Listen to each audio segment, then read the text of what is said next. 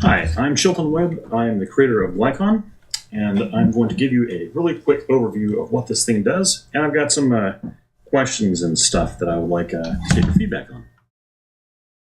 So give me just a second to fire this up. I just opened the app. There we go. I'm going to turn off the HUD. There we go. Okay. So Glycon is basically this. I want to make sure the screen's recording properly. Looks like it is. It is it's a VR capture platform for Oculus Rift, for HTC Vive, for Windows Mixed Reality. And the way it works is it uses your VR headset and hand controllers and basically creates a VR rig, a motion capture rig that you can capture, motion capture with, right? Just like you're wearing a motion capture suit. And you can export that and use that in animations and movies and whatever you want. Okay, so what we're looking at right here is this is edit mode. And in edit mode, you have some things you can do. You can walk in place, which requires that you're standing in a certain spot in the room, and I'm not doing that right now. I'm going to go back over here to just standing. There we go, buddy. Let's see, we've got it also sitting if you wanted to sit. Again, you have to be sitting. You have to be in the center of your area that you designated when you set up your VR room. With these HUD notes, if I turn on the HUD notes, it will show me exactly what I typed in this file earlier. And I'm doing this to show you that this is all it takes. It's not real complicated. This is really all it takes to do this stuff. And then you can hop into you've got like a live mode. And this is the live mode, and this is the edit mode. And in live mode, you basically follow these instructions over here, and you can see, these. You can do different hand gestures based on what it says there, and you can record this. And all you have to do to record is just hit a button, and the button's over there. And you see up there it says recording now. And so now when I'm done, I hit the button again. And now it's cached that animation recording, and I can dump that back out as an FBX file when I'm back here in edit mode if I go here to export animation. I'm not going to do that right now. We'll do that later, or maybe not at all today. What I wanted to talk to you about was there are a number of new things that I'm adding to Glycon, and I'd like your feedback on all of them. Okay? So here they are. Where are my notes? Thank you, HUD notes. So this has been the overview. This is basically how the product works. I hope this makes sense. If it doesn't, I've made 9,000 other videos, and people are probably sick of watching those videos by now. But I wanted to get into the other stuff. So we're going to talk about first Unreal. The Unreal Engine has a slightly different type of animation skeleton and a slightly different way that it all works.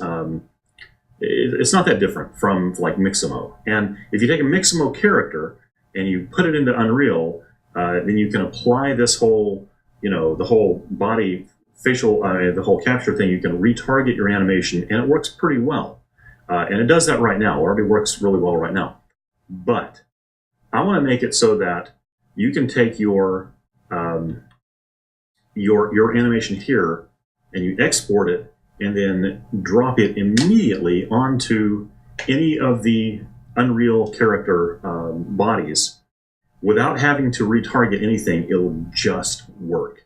And I'm really close to doing that, and the Epic guys have been working with me, and they're fantastic, and everything seems to be coming along pretty well there. But if you're an Unreal user and you have any questions about this, please get in touch and let me know, so I can make sure that your issues are completely supported and everything you want is going to be in there. Because that's the whole point of this. I'm just making a thing for us to use to make cool animations, right? Next up, what's next up? Next up, Blender. Okay, so Blender is a whole thing. The deal with Blender is that it currently supports, we currently work with Blender, I believe, almost perfectly, except that you still have to convert it to binary. So you have to use the free Autodesk FBX conversion tool. I don't know, man. Eventually I might add a binary conversion to the app, but since it already works with that free tool, I feel like that's a lot of effort for very little reward when most people will just run it through the tool. I could be wrong about that, but let me know. And also, if you're a Blender user, especially if you're a Blender user and you're already using Glycon and you have any issues, please let me know what those are so I can make sure those are taken care of. Audio. All right. So, audio. As you can see, I've got my headset on here, and I'm talking, and you can probably hear me. I'm assuming that I didn't knock my microphone off the desk again. Yeah, there it is. Here's the thing about audio. I could actually capture audio levels and add like a little jaw. I mean, I can make this into a skeleton dude and have the jaw wiggle when I talk. And I thought about adding that. I'm not sure if that would be super useful or not, but I definitely know that being able to coordinate your animations with audio, that's really important, especially if you're trying to do like, drums. It would be really nice to be able to go, oh, well, this animation started here and ends over here, and has some kind of marker for the audio. So I'm working on that. If you have any thoughts on that, please let me know. I'm very curious to know what kind of audio, should I, for example, allow you to load an audio file and play it here? Or are you more likely to already be playing audio, like in the real-world environment, or maybe through a third-party app, and I just need to be able to maybe record part of that? I don't know. Let me know. What's the next one? All right, so scaling. All right, this is a big one. This has been a hot issue for a while. As you can see, my hands are roughly, I spend a lot of time trying to make sure the hands kind of match where they'll be on the controllers. This is an HTC Vive, and if you use an Oculus Rift, the hands are slightly different because the controller is different. And if you use the Steam VR Knuckles, the Steam Knuckles, then the hands are slightly different also. Not in the VR environment, but relative to how you hold the controllers, right? But the thing is, that's just the hands. And if I stretch my hands all the way out, you see my elbows are still bent here, and if I move my head back and forth, I can make them stretch all the way out.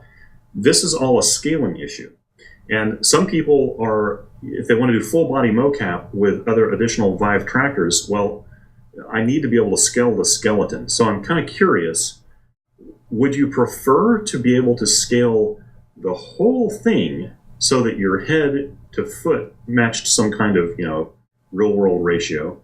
Or would it be better to be able to scale like every limb? Because I kind of feel like every limb would be better than just scaling the whole avatar. But then, if you're going to have like a baby, and you stick a baby in here, and you want to animate a baby proportions are wildly different than a human's. So, if you have any suggestions, I'm all ears. What was the other one? Trackers. All right, so got these really cool new trackers. Now, I added support for these trackers before, and then I kind of loaned out my trackers, and I haven't seen them back. But I got a tracker, and got a new one. And the thing is, if I'm going to support these, literally every user I have who has a tracker has a different set of needs for them. So I'm kind of curious. I think what I'm going to do is I'm going to add support so that you can basically assign these to any part of the body, whether it's any movable part of the body, like the head. I think I might do torso, waist, elbow, hands, knees, and feet. Okay, and then that gets into a whole thing, which bleeds into the next question of being able to take off the headset, strap this tracker to your head. You would then be able to do actual facial motion capture, right? And a lot of people are already looking at that. There are a lot of apps out there. I know the Real Illusion guys already have a whole solution for that. That's really cool. I want to add something like that to Glycon, but I'm not real sure exactly to what extent. And I'm also not sure to what extent people actually want that. I don't know how important that is. Because the only way you'd really be able to do that in Glycon would be if you had a Vive with a bunch of Vive trackers. That doesn't really help, Oculus Rift or Windows Mixed Reality users. And it also, maybe that would be better suited to be a separate standalone app. I don't know. But let me know what you think about that, about motion capture for the face. If you're doing full body motion capture because you have the Vive trackers, you would also, I guess, if you're going to do any kind of facial tracking, you either have to have the camera attached to your noggin or right there in front of it, on a little stick thing, or you have to sit next to the camera. It seems like either way, you've got some complexities there. So I'd like to know your thoughts on that one. And then last one is face recognition, which is exactly what I just talked about. This is why I needed this heads-up display, so that I can remember what I was going to talk about. Yeah, so facial recognition, there are a lot of ways to do that. We can do it with with iPhone, the newer iPhones. I've got some, if you don't know, I have a whole slew of augmented reality apps that I've written over the years. I've got a lot of augmented reality, not facial tracking, but body tracking things that I've been kind of experimenting with. And I could adapt some of that to facial tracking so that you'd be able to, potentially track your head even if you're not using one of the fancy new iPhones. But I'm curious, again, is this actually something people need? Is it a real thing that people really need? And if you do you need that facial tracking to work with bones or something more like endomorphs? Just let me know. Anyway, that's the state of things right now. I don't know what order any of these new features are going to make it into the product. I'm trying to get them all done at the same time. That's usually how I work on everything. So whatever ends up being magically first, that's the next thing that's going to go into the next version.